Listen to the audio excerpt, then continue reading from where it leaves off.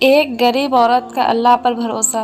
एक औरत कहती है कि मेरा आदमी किसी वजह से लंबे समय के लिए गायब हो गया। उस वक्त मैं एक कम उम्र बच्चे की माँ भी थी, जबकि मेरा बूढ़ा बाप भी मेरे साथ रहता था। हमारी गुर्बत और मुफसली बहुत ज़्यादा थी और अक्सर हमारे घर में खाने को कुछ भी नहीं होता था।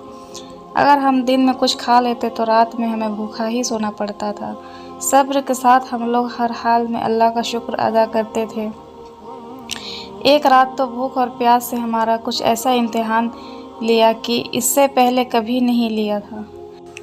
मेरी बेटी को बहुत तेज़ बुखार आ गया था। बच्ची का बुखार इतना तेज़ था कि मैं और मेरे वालिद अपना भूख प्यास सब भूल गए।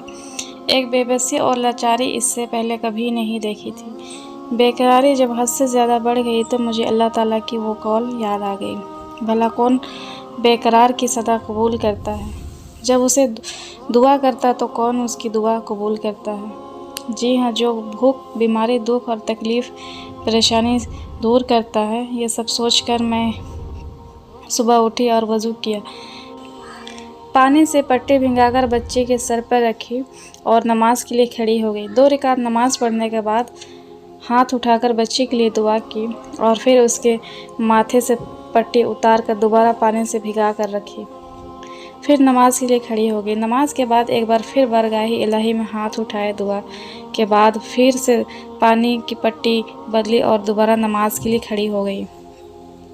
ये अमल मैंने कई बार दोहराया। जब मैंने ये सब बार बार दोहरा रही थी तो उस वक्त किसी ने दरवाज़ा खटखटाया। मेरे वालिद और मैं हैरान हो गए कि इतनी रात को कौन आ सकता है। मेरे वालिद ने पूछा, दरवाजे पर कौन? तो बाहर से जवाब आया कि मैं डॉक्टर हूँ।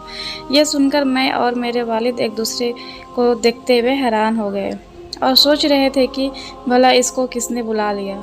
फिर मेरे वालिद ने जाकर दरवाज़ा खोला। डॉक्टर ने आते ही पूछा कि मरीज़ किधर है।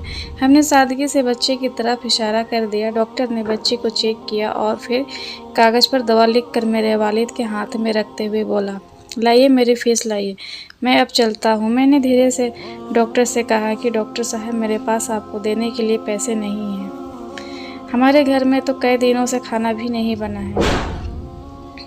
मेरा यह जवाब सुनते ही डॉक्टर गुस्सा से बोला, अगर तुम्हारे पास मुझे देने के लिए पैसे नहीं है तो मुझे आधी रात को फ़ोन करके क्यों बुलाया?